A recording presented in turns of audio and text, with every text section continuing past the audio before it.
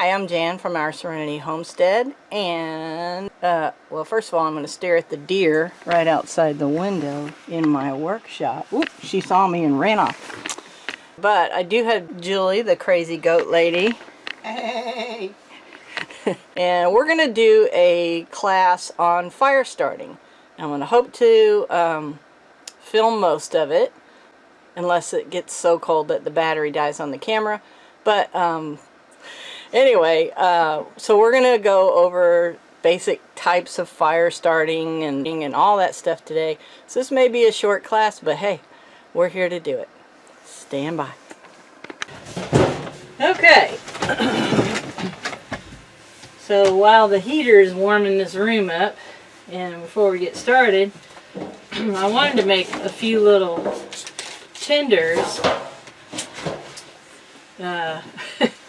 And these will have to sit for a little while, so I wanted to make sure that we had them. So we're going to each make some tenders out of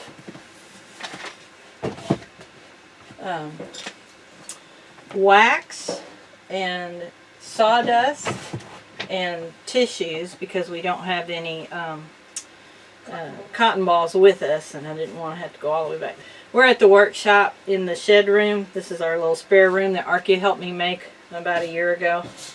So, and what I'm doing is just tearing some Kleenex into 4 little pieces. And now if you want to light a candle, what we're going to do is drip some wax in the bottom of these cups. Now, I do have a fire and smoke detector in here and a fire extinguisher. Hopefully we won't need those. How much do you need in it? Just fill the bottom of it, you know, all the way around.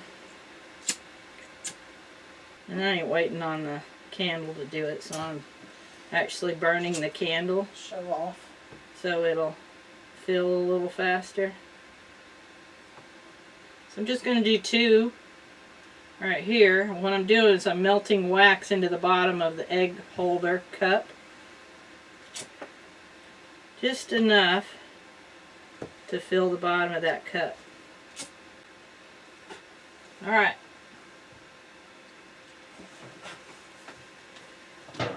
Then we're going to take sawdust. And if you get some of these little pine pellets, that's okay too. And I'm just going to fill just about to the divot the sawdust. And I'm going to push them down real good. And then we're going to light our candles and melt wax on top of that.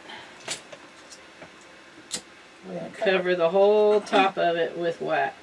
I mean, it'll soak in, but make sure all of it's wet with wax. Okay. Then we're going to take a little square of tissue paper and push that down on top. I just went out. You went. Well, it hurted. Is that enough? Is it all wet? No.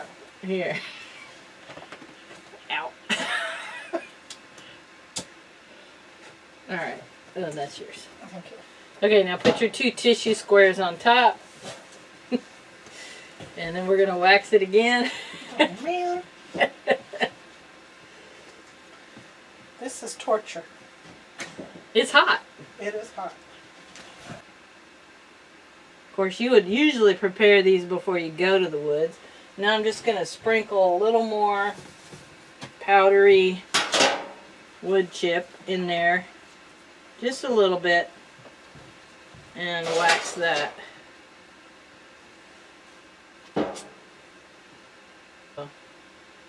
Dual purpose resources here.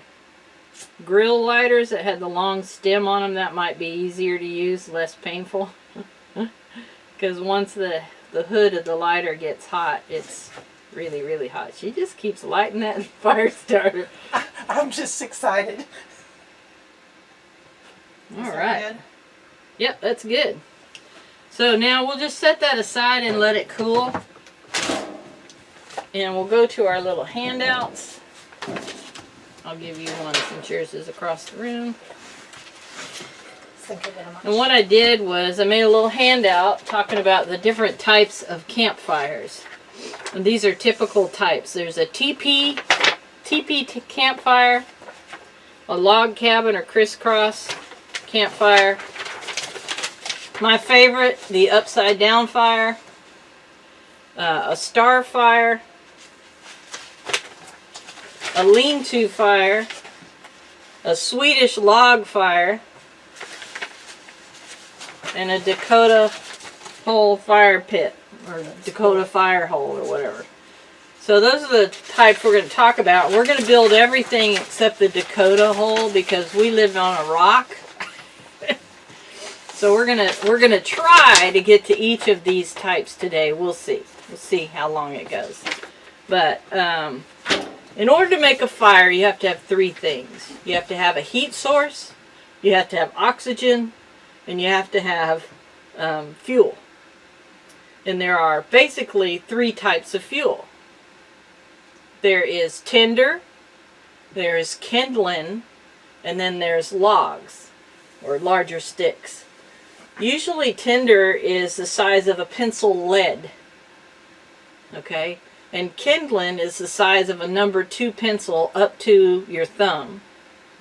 And then the larger fuel, or medium to larger fuel, will be thumb size and above, up to big logs. So in order for a fire to work, it has to have plenty of oxygen, it has to have a heat source, and it has to have fuel.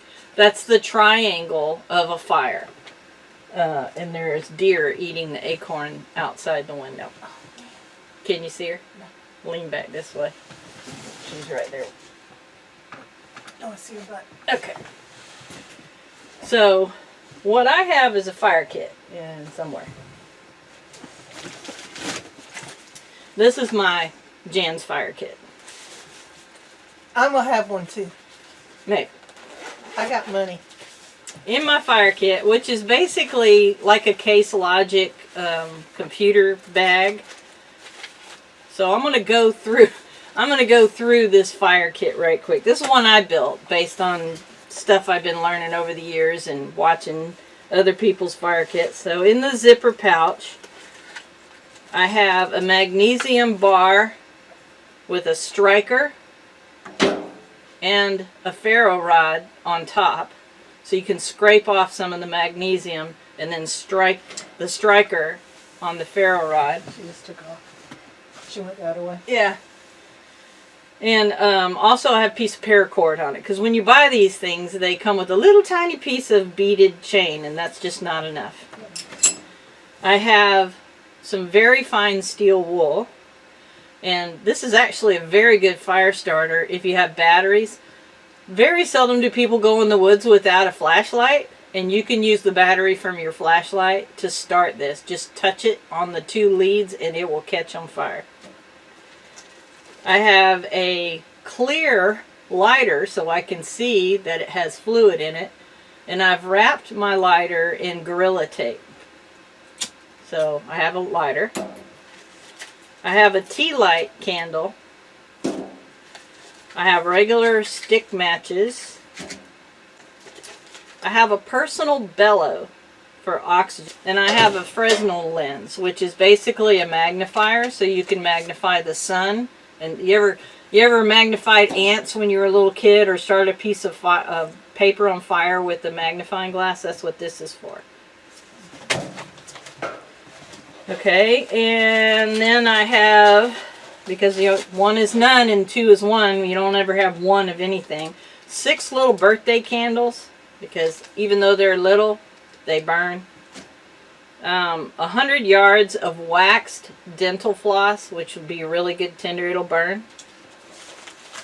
In order to process tinder, I've got a contractor's pencil sharpener, so you can stick a stick in there and twist it and get little pieces, shavings off for tinder. I have dryer lint.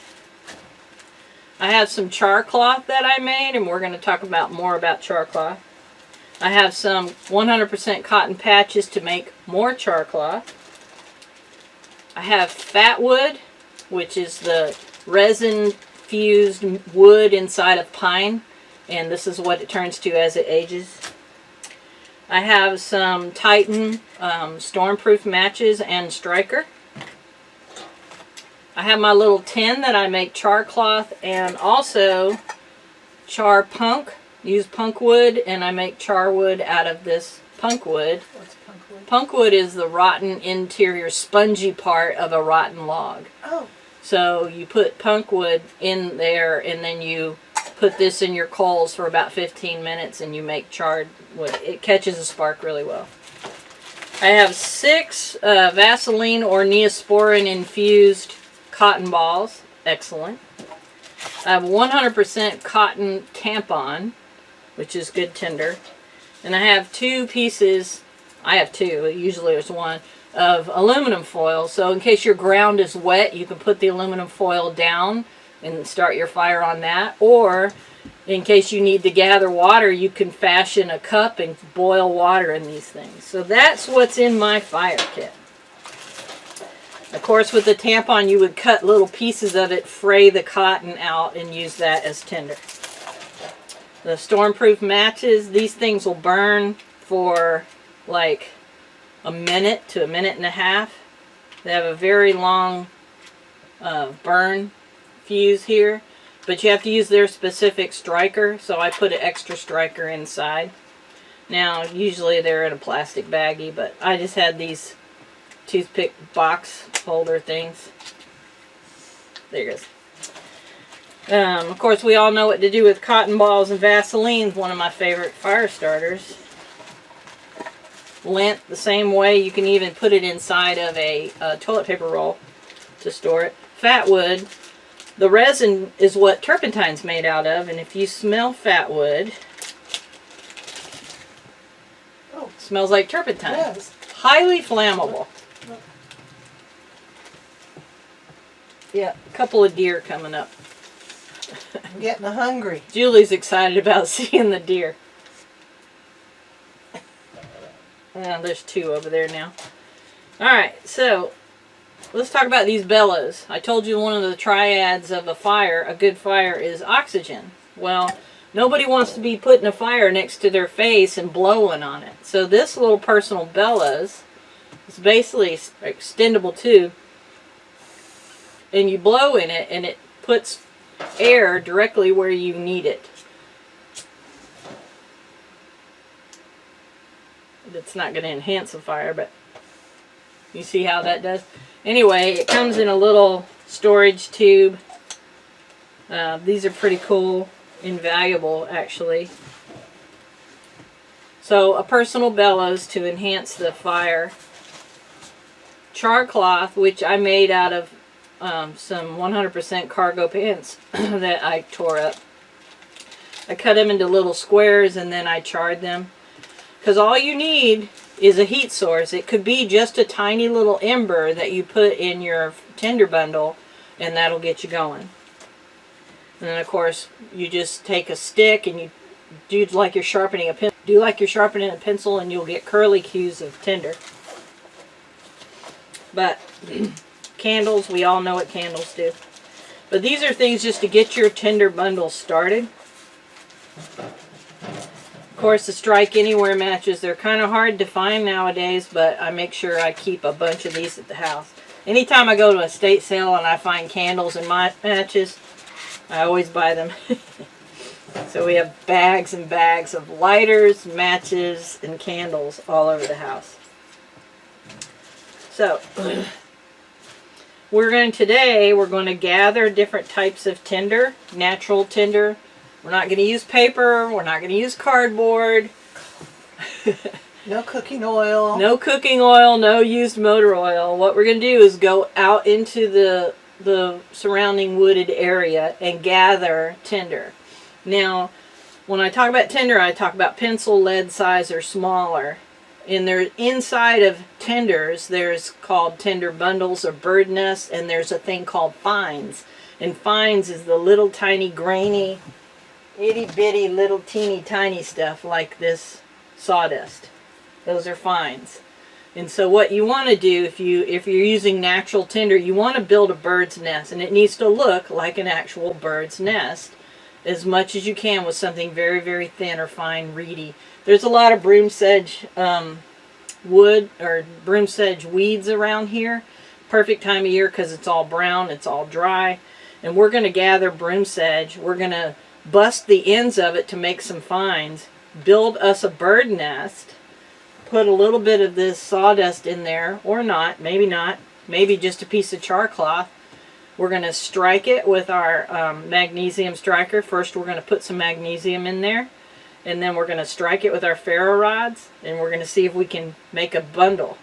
Now, when you start a fire, you need to gather up all your fires. You don't want to be running around when your tinder bundle is burning looking for more wood to put on it. So we're going to gather up stuff for a tinder bundle, stuff for a, for a bird's nest, stuff for a tinder bundle, which is, pencil lead size or just slightly larger.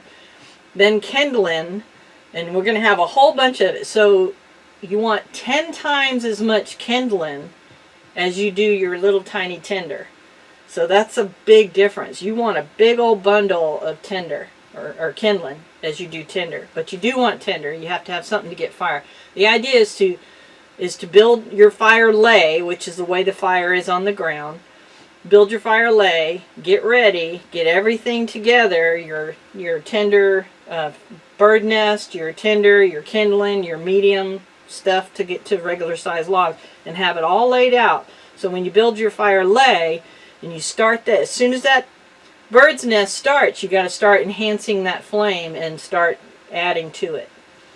The key is dry, dry, dry, dry.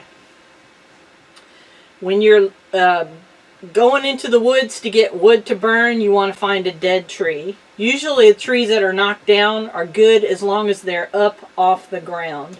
And when you break a limb or a piece off of it, it needs to make a very crisp snapping sound. If it doesn't make a snapping sound and break free immediately, it is not completely dry. If you have to sit there and waller with it or use your knife, it is not dry.